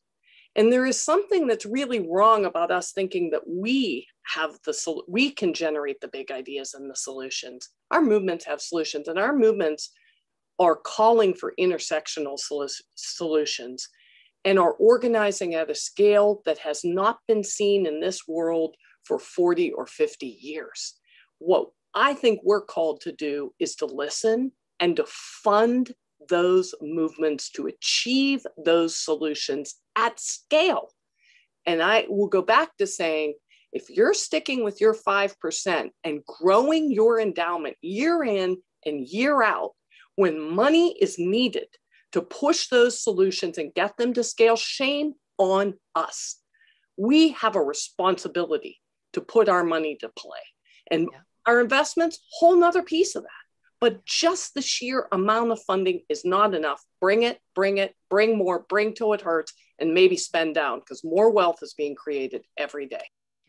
Thank you, Ellen. And I think we only have a few more minutes. So I want to just fast forward 20, 25 years, and you're talking to your grandchildren, you're sitting at your seaside bungalow, and the sea levels have not risen because you've been very successful in all your work as a philanthropic institution. And would love to hear from you. Fast forward, what, looking back, is the one thing that you did now that contributed to the success that you saw? And if you could phrase that as, advice for funders now, what's that one thing that you're very proud of? Felicite, over to you. Get them to listen to funders like Leslie, Ellen, and Tom, which would get them started. I think that's the most important thing. Get started now, no matter where. There is enough opportunities out there. There are enough funders to help you get on board. Everyone on this call, Club of Rome, amazing possibilities. Just get going. Throw overboard the fear of the unknown. We can shape the future. We can shape the world. To me, it's an enormously exciting place and time to work in. Wonderful. So I will rephrase that as get a move on, funders. Tom, over to you. Well, first, I hope I'm not sitting, that I'm still active, because this change is generational. We need successes soon, and we need successes in the future, and we're going to need to be at this for a generation. So I'm hoping that I'm not sitting down. I'm hoping that I'm still leaning in. And then maybe if I'm looking back, I would hope that I took risks, that I was willing to try things, willing to listen to others, and willing to make mistakes. And I just that notion that Felicite put out of get started, let's go, fully embrace that. Fantastic. Thank you. Ellen. Well, I like a good seaside resort along with the rest of us, but I hope first, like Tom said, I've handed the baton in philanthropy, this privileged position, but I hope that instead of sitting at the seaside resort reminiscing, I hope I'm getting arrested with my grandchildren. I hope I'm protesting with my grandchildren. We will always need to defend justice within broken systems. We're never going to get it right. Even if we make the progress we need in 25 years on climate, water will be privatized and people will be desperate for water. There will always be fights that we need to stand up for the right thing. And I hope I'm annoying granny who, the kids are like, oh God, she did it again. Like, it's so embarrassing. But And then go to the resort occasionally. Let's be clear, we all want that too. Excellent. Thanks, Ellen. I'm going to think of you as a crazy grandma now from now on. So thank you, everyone. Just a few words to close. This has been a brilliant dialogue. Philanthropy is so important and can play such an important role. But what I heard from you all is that we need to take risks. We need to stick our necks out. We need to act urgently. And that means we need to sometimes do things that are uncomfortable. And that's not easy for a lot of philanthropic funders. I think it's also important that we recognize we have many tools. I mean, Ellen talked about the endowment. There's tools in our grant making. There's tools in our influence. Let's use those and let's exert the influence that we need and have that intersectional view that we need to be successful. So I would like to end with just a call out to any funders who are on the line. Please be brave. Please be comfortable with discomfort. Please work together. As Tom said, there is more and more collaboration, but it's really just not enough. And please be willing to address the power dynamics, not only in the industries and systems we're trying to change, but also in philanthropy itself. You know, are we putting money where our mouth is? Are we using our own capital to try to change the flow of capital in the system? These are all questions we should be asking ourselves, because at the end of the day, we have no time to lose. So thank you to all three of you for your really insightful comments. I'm very honored to be here with you all and wish you all the best. Wow, thank you so much, Leslie, for incredible chairing of this session, and to the panelists, Ellen, Felicite, and Tom, for all of your wisdom. I'm going to try to summarize very quickly some of the key challenges and the championing that I heard. First of all, Ellen, I could not agree with you more. If we're all still sitting on an island, let's just hope, first of all, we will still have islands. I think that's the number one issue. And let's remember that many of our islands, by the way, will be gone by 2030. So just to remind ourselves that we are in an emergency. We should all be much more provocative, as you were today. Very brave, brave voices in trying to indicate that not only should we ensure that we have provocation with regard to new economic models, but that also within the structures that we have in the philanthropic movement, but also other funding and capital flows, that we really shift those flows to where they need to go.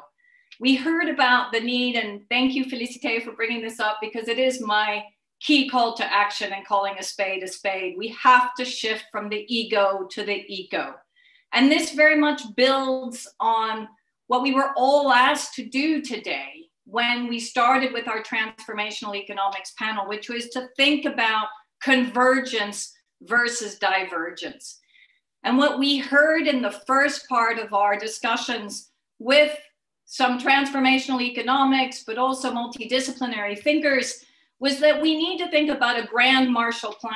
As Carlota told us, this is the time to put in place a great plan of action, very similar to our planetary emergency plan, a plan that looks at jobs and livelihoods as part of the way in which we can continue economic development, not pushing growth. That we need to ensure that we take into consideration complexity within everything that we do, but also that we simplify the transfer of funds, that we ensure that those capital flows go where they need to go, not only technology, but new models for change, and that we absolutely usurp the continuous short-term thinking so that we put in place long-term thinking, the ancestor approach, the fact that we will still be here for many generations, and that we ourselves must make those decisions now to ensure that those generations are there. That means, as Ellen said, that we need to radically collaborate, that we need to optimize funding and capital, that we need to think about social and also green movements together, and that we need to bring all of this and encompass this in this Grand Marshall Plan. And as Jayati so clearly reminded us, this is about a multicolored society. It's not about green, it's not about red, it's about all the different colors and ensuring that we bring in all the right partners to enhance equitable economic development across the globe. We're very hopeful with the Earth for All project that we can start to at least bring forward what some of those alternative futures, Felicite, that you were asking for look like, that we can bring that into a broader group of not only philanthropists and many great leaders like yourselves in the philanthropy movement, but also people on the street, so that they understand that there are different types of futures that enable them to live healthy and very thriving lives within their communities. So I want to thank all of the partners for this particular event. Ensure that we continue to stand by our principles and to call for transformational change, to put in place collectively what those solutions are, and to ensure that we get the capital that's necessary, both from philanthropy, but also from the investment community, to really move into underpinning that absolutely necessary change that will build resilience to future crises, whether they be health crises, climate crises, or continued biodiversity loss. I will end with that and wish you all a very healthy and happy rest of the day. And I hope that we will be able to continue to work together. And for all of you who are on this event and who called in either YouTube or through the Zoom link, please do join us on this important journey, because we only have a decade left. By 2030, everything that we talked about today need to be well implanted and on the way towards shifting and creating that paradigm model and shift that we've been calling for. So thank you on behalf of the Club of Rome, the Potsdam Institute, the Stockholm Resilience Center,